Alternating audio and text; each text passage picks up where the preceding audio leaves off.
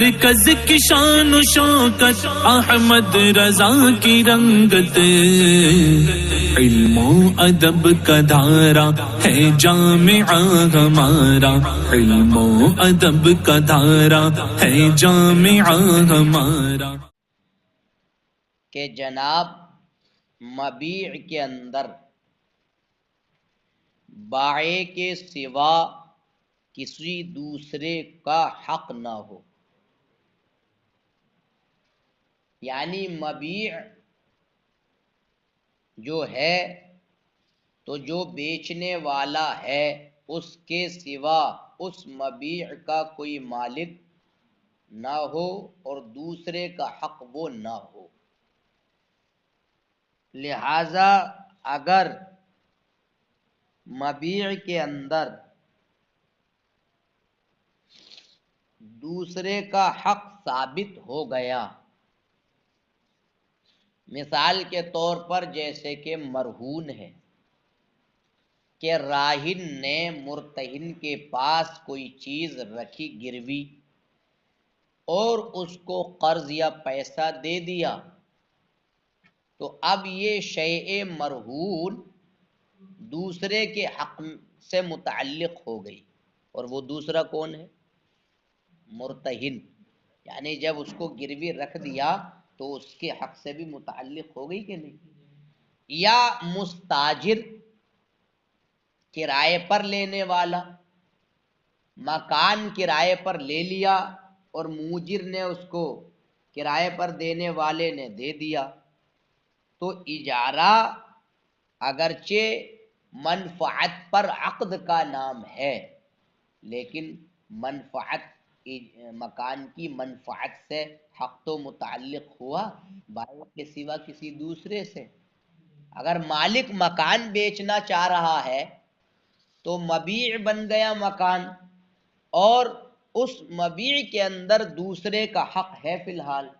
اگرچہ منفعت ہی کا حق ہے، تو جو مکان ہے اس کا مقصد کیا ہے؟ منفعت کا حصول، تو اس منفعت میں دوسرے کا حق ہے، جو مستاجر ہے اس کا حق اس سے ہے مبیع سے، اور وہ بائع کا غیر ہے۔ لہذا اگر دونوں مطلب مبیع کے بائع کے سوا مبیع کے اندر اگر دوسرے کا حق ہے تو جناب عالی وہ بے منعقد نہیں ہوگی، لا ينعقد، وہ بے منعقد نہیں ہوگی، لا ينعقد۔ وجہ اس کی یہ ہے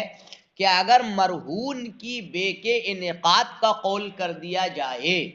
یا جناب عالی اس میں گھر والی صورت میں بے کے انعقاد کا قول کر دیا جائے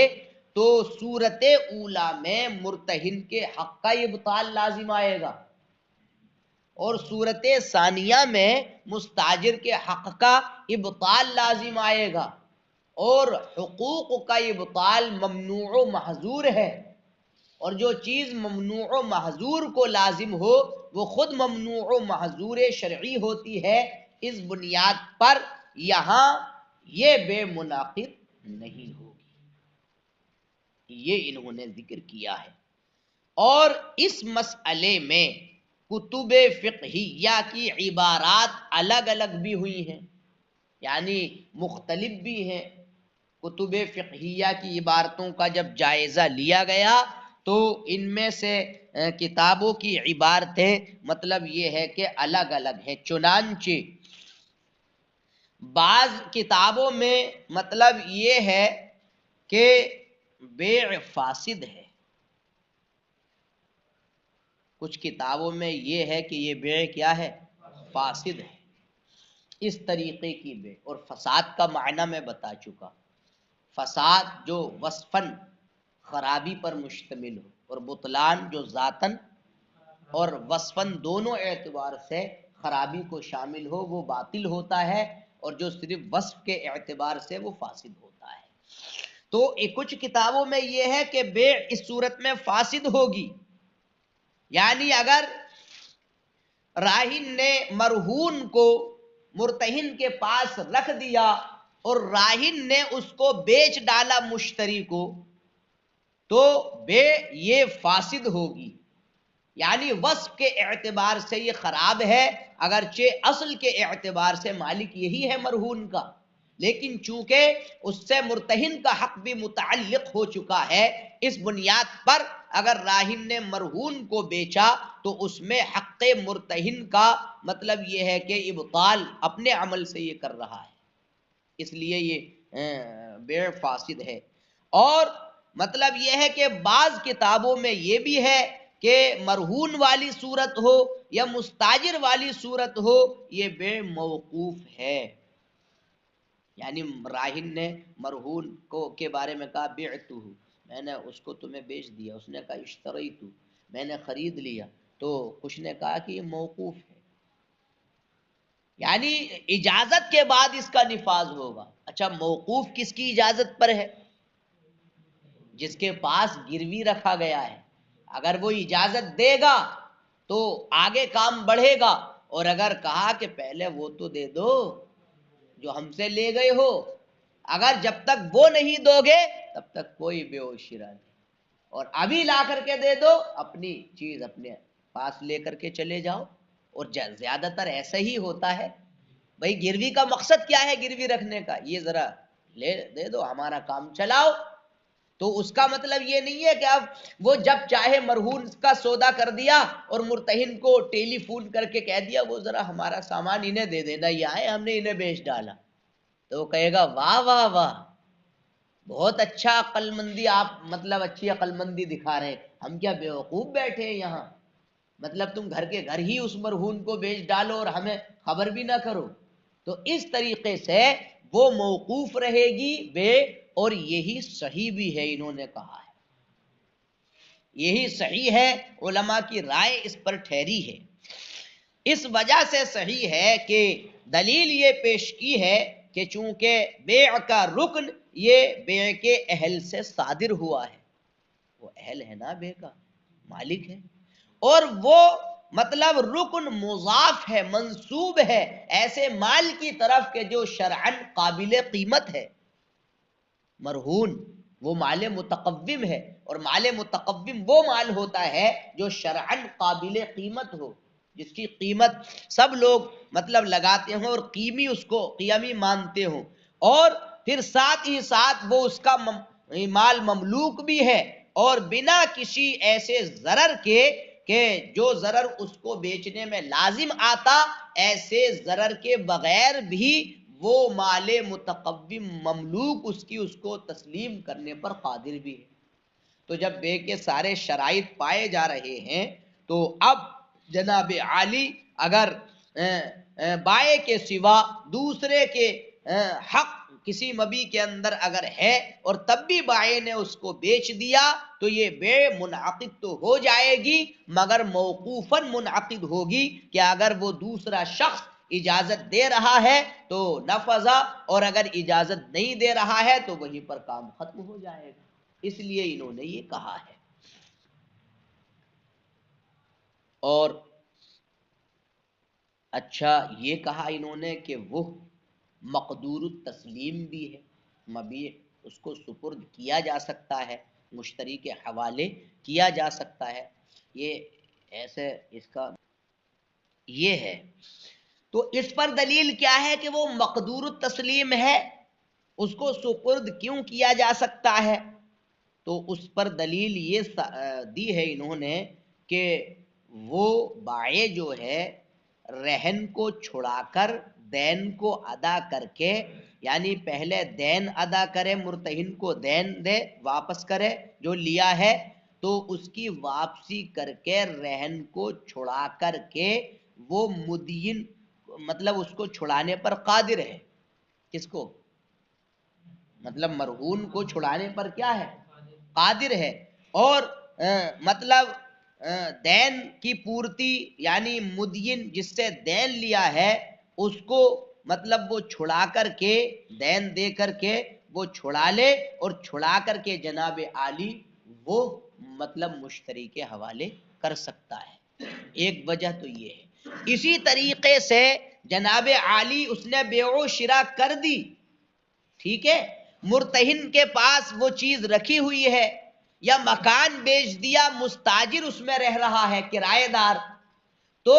جب بیچنے کی خبر آئی مستاجر کے کانوں میں کہ مالک دار نے دار کو بیچ ڈالا، مشتری کے ہاتھ بیچ ڈالا، اب مستاجر کے کانوں میں یہ بات آئی تو جناب عالی مستاجر کی طرف سے بھی تو اجازت کا احتمال ہے. یہ کہاں لکھا کہ وہ مطلب ہٹ درم ہی رہے گا اور کہے گا کہ کیسے بیچ دیا، تم میرا سامان نکال کر دیکھو ذرا. تو یہ بھی اگرچہ احتمال ہے مگر اجازت کا بھی احتمال ہے. اسی طریقے سے مرتہن سلجھا ہوا تھا، انسان تھا، اچھا تھا، ہٹیلا نہیں تھا،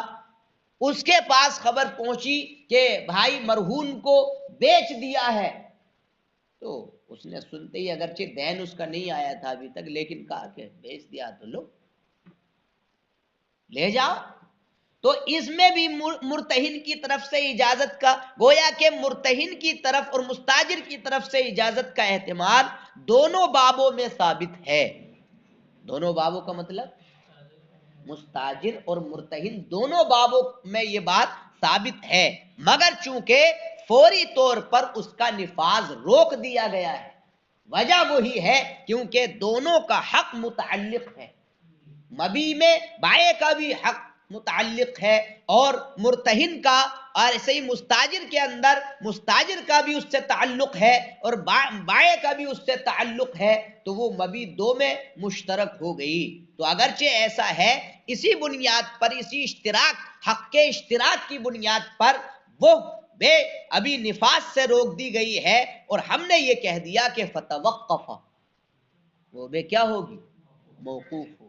اس بنیاد پر یہی صحیح ہے، ہم نے یہ کہا کہ وہ بے موقوف ہو جائے گی. اور اب دونوں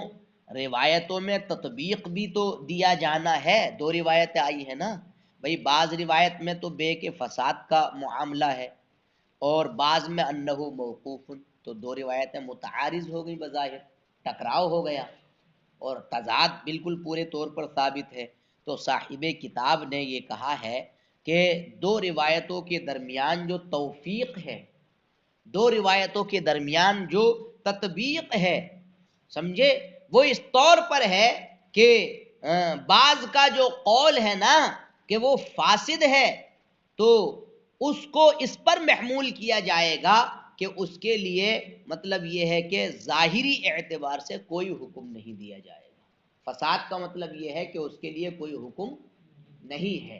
اور یہی ہمارے نزدیک موقوف کی تفسیر ہے. انہوں نے یہ کہا ہے لہٰذا جب ان دونوں کی اجازت پر اس کو موقوف رکھا گیا، مرتہن اور مستاجر کی، تو وہ دونوں اگر اجازت دیں گے تو وہ جائز ہوگا کام اور اس کا نفاذ کیا جائے گا، اور اگر اجازت نہیں دیں گے تو اس کا نفاذ نہیں ہوگا. یہ اس طریقے سے مطلب تطبیق پیش کی ہے. دیکھیے والثانی، اور دوسری یہ ہے کہ اللہ یکون فی المبیع حق لغیر البائع، کہ مبیع کے اندر بائع کے سوا کا کوئی حق نہ ہو. فإن کان، اگر حق متعلق ہے، لا ينعقد، تو وہ منعقد نہیں ہوگی. کل مرہونی والمستأجری، جیسا کہ مرہون اور مستأجر. لأن فیہ ابطال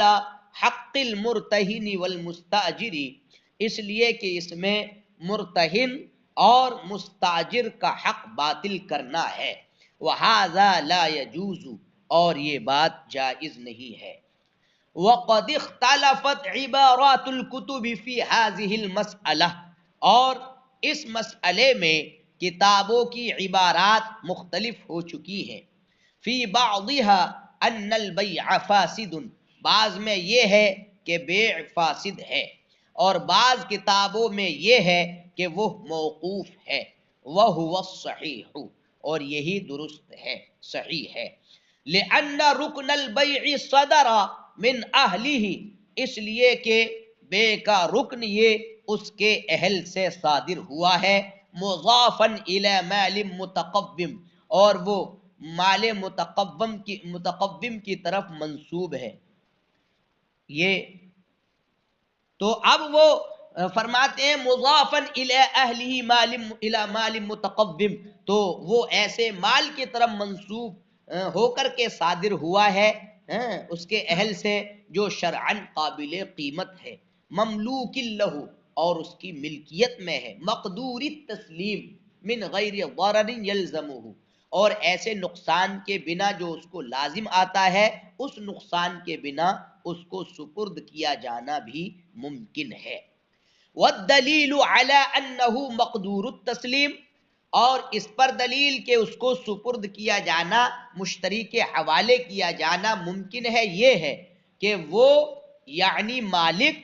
دین کو ادا کر کے رہن کو چھڑانے پر قادر ہوتا ہے، اور وہ جو ہے دین کو ادا کر کے اس دین کو پھر مدین کے حوالے کر کے وہ رہن کو چھڑانے پر کیا ہے؟ قادر ہے۔ وَقَذَا، اسی طریقے سے مرتہن اور مستاجر کی طرف سے اجازت کا احتمال دونوں بابوں میں ثابت ہے، مگر یہ کہ فوری طور پر وہ نفاذ کا حکم اس کے لیے نہیں دیا گیا ہے، کیونکہ دونوں کا تعلق، دونوں کے حق کا تعلق اس سے ہے، فتوقف، لہذا وہ موقوف ہوگی اس کا معاملہ۔ وَيُمْكِنُ التَّوْفِيقُ بَيْنَ الرِّوَایَتَيْنِ، اب دونوں روایتوں کے درمیان تطبیق یوں ممکن ہوگی کہ اس کا قول فاسد، یہ اس بات پر محمول کیا جائے گا کہ اس کا کوئی حکم نہیں ہے ظاہری طور پر، اور یہی ہمارے نزدیک موقوف کی تفسیر ہے۔ فَإِذَا تَوَقَّفَ عَلَى إِجَازَتِهِمَا، لہذا جب دونوں کی اجازت پر وہ موقوف ہوا، فَإِنْ أَجَازَا، اگر مرتہن و مستاجر دونوں اجازت دیں تو جازا وَنَفَذَ، وہ جائز ہوگا اور اس کا نفاذ ہوگا، اور اگر اجازت نہیں دیتے ہیں تو وہ جائز نہیں ہوگا اور اس کے نفاذ کا حکم نہیں دیا جائے گا۔ یہاں تک یہ بات جناب عالی پوری ہو گئی۔